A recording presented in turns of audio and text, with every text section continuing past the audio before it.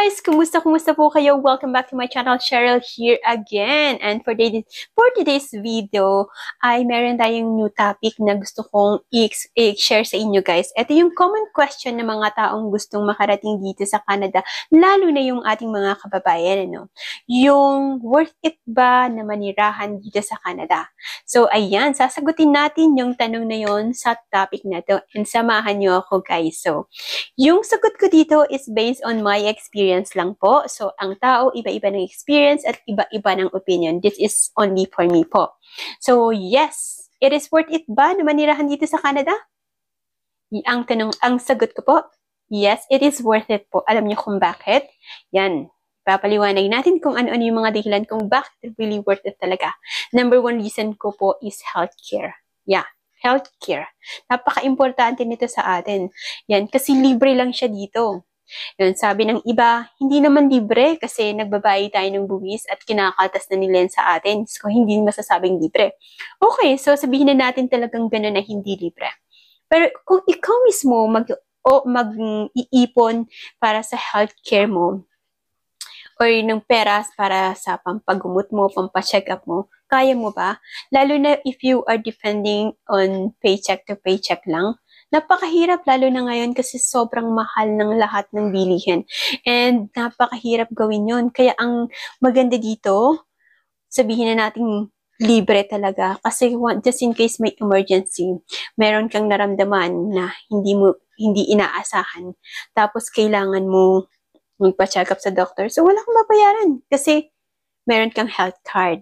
Diba? Yun yung maganda dito. And minsan, akala natin yung katawan natin sobrang healthy lang tayo or wala tayong nararamdaman, okay lang tayo. Pero minsan may maso-surprise tayo. You're diagnosed for cancer and you have to remove sa part ng body mo para hindi kumalat. May mga ganong cases. At so, nandun tayo sa major operation na gano'n. Kapag major operation, malaki ang babayaran mo. Pero dito wala kang babayaran, basta may gamot na lang ang poproblemahin mo.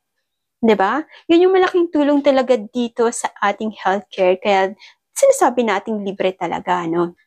And sobrang hirap gawin para sa sarili mo kung ikaw mag-iipon lang talaga eh. Kaya okay na yung para sa akin na ang gobyerno na yung gumagawa para sa atin ng mga bagay na yun. And pangalawa, ayan, education. Sobrang importante sa atin na yan, education. Kasi lalo na kapag may mga anak na tayo, mga magulang na tayo, yung unang-unang iniisip natin yung mga anak natin makatapos ng pag-aaral. Of course, kung libre ka ng elementary and then high school, so malaking tulong na yun, may a chance ka na makaipon para sa pag-college ng mga anak mo, 'di ba? So malaking chance na 'yun.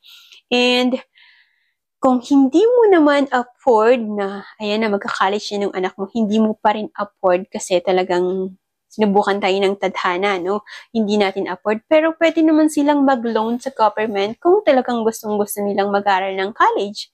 And yung loan na 'yon, babayaran nila kapag may trabaho na sila. Diba? Maganda? At least meron silang chance na makuha yung course na gusto nila.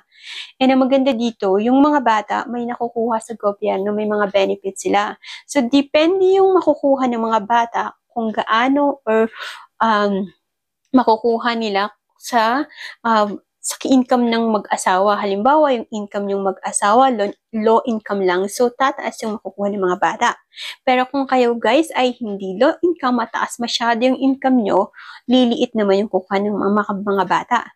Pero okay lang yun. Alam nyo kung bakit? Kasi malaking tulong na yun sa atin. Kasi alam nyo yung diaper, yung gatas pa lang, sobrang mahal na talaga. And hindi mo na yung poproblemahin. So, at least, meron ka ng extra na panggastos mo doon. Lalo na ngayon, sobra talagang napakamahal kahit saan tayo pumunta. Ayan. So, yun napakalaking tulong na yun. Ayun yung second, yung healthcare, education, and yung nakukuha ng bata, benefits ng mga bata. And, yeah, dito less crime. Less crime, yeah.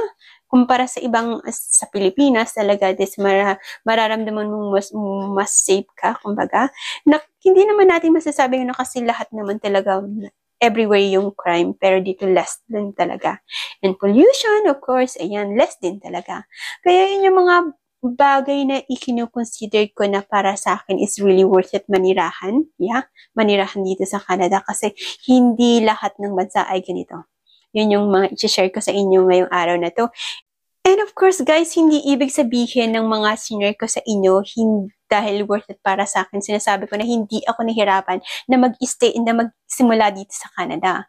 Of course, sobrang hirap po, lalo na nung una na culture shock talaga ako. Yan. Unang-una yung language barrier. Sobrang hirap na hirap po akong mag-English, lalo na noon bago ako dito. Sobrang hirap mag-adjust para sa akin. Yan, actually, this is dream come true na parang feeling ko napaka-imposible sa akin ng mga time na nasa Pilipinas at nangangarap akong pumunta dito. Kasi alam niyo po, hindi ako nag-college and nag-take lang ako ng caregiving 6 months. So, hindi siya, hindi siya at least 2 years ng college, hindi talaga. So, hindi pa rin siya qualified, yung sabi nila nung mga time na yon yung nag-a-apply ako. Pero alam mo, kapag talagang ginusto mo at pinangarap mo or pinanalangin mo sa Ama na ibigay sa'yo, walang imposible talaga. Kasi nung time na yon na nangangarap ako, napaka-imposible kasi ano lang 6 months, napaka-imposible, pero tinry ko pa rin. Alam nyo guys, nag-apply ako sa Taiwan nun, na napaka-imposible, na parang makamunta ako dito sa Canada. Pero try pa rin ako ng try, kasi finally, ibinigay sa akin ng Ama, nagkaroon na nakakilala kami ng agent, na meron na silang papel ready na, and at good thing meron akong pera. Yung inipon ko na nagtatrabaho ako sa Taiwan, habang nagtatrabaho ko din, inipon ko talaga yung pera na yung para makarating dito, para maging matupad ko yung mga pangarap ko kahit para sa akin parang imposible kasi hindi nga ako nag-college. Pero ayun, nandito ako ngayon, and yeah, yun talaga, kung nangangarap kayo, keep going lang, lakahin yung pangarap nyo, walang imposible. Kahit sabihin nilang ambisyosa ka, okay lang yun, basta may pangarap ka sa buhay, na walang imposible talaga.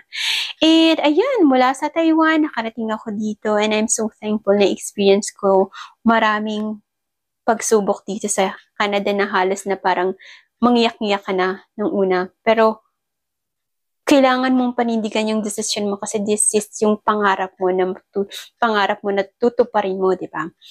And ayan, so advice ko lang sa mga taong gustong pumunta dito na hindi kayo sanay sa hirap, wag na lang kayong pumunta. Kasi alam niyo kung bakit? Baka masayang lang yung mga effort nyo, yung gastos nyo. Pero kung willing kayong i-sacrifice lahat, lunukin ng pride nyo, gawin ng lahat para sa mga pangarap nyo, go. It's really worth it. Lalo, mas mahirap kung ini-expect mo kung doctor ka sa Pilipinas, engineer, nurse, o kung anumang profession na tinapos mo, in-expect mo na kailangan magagamit mo agad-agad dito. No, don't expect po na ganyan, kasi pagdating mo dito, you have to upgrade. Kailangan mong sundin kung ano yung kanilang qualification dito. Hindi ka pwedeng magtrabaho agad at doctor ako sa Pilipinas ka, doctor lang agad ako. No, you have to upgrade. Kailangan mo talaga mag-aral at kailangan mo ng pera. Yun yung napakamahal. At kaya kung hindi ka ready na mag-sacrifice mga hirap dito, sa simula dito, huwag mo na lang pangarapin. At kung meron ka namang kaya na sa buhay sa Pilipinas, may sarili ka ng business, and masaya ka naman or okay ka naman, you have to stay there, kasi masarap pa rin ang buhay sa Pilipinas, nakasama mo yung mga mahal mo sa buhay. And dito nga lang, kung nangangarap ka dito, magkaroon ka ng magandang kinabukasan, lalo na kapag iniisip mo yung mga anak mo. Yun yung number 1 reason kung bakit karamihan sa ating mga kababayan na gusto nilang makuha yung mga anak nila is gusto nilang bigyan magandang kinabukasan yung mga mahal nila sa buhay. Hindi para pumunta ka dito para yumaman. Kasi kung yayaman at yayaman ka lang, kahit nasa ang panig ka man ng mundo, yayaman at yayaman ka talaga. Pero kung nag-expect ka na yumaman na depending on paycheck to paycheck, huwag kang mag-expect. Kung meron kang passive income, may side hustle ka na pumapasok sa'yo, yan, pwede pa. Pero kung paycheck to paycheck, lalo na ngayon, ang hirap ng buhay, ay napaka-imposible, guys. So, ayun lang yung may share ko sa iyo nga araw na to, guys. At salamat po pag-support sa ng aking YouTube channel. At kung meron kayong mga katanungan pa, buhay Canada, na kaya kong sagutin, I will answer your question po. And yan, thank you guys for watching my videos. Have a great day, everyone. Bye-bye! Bye!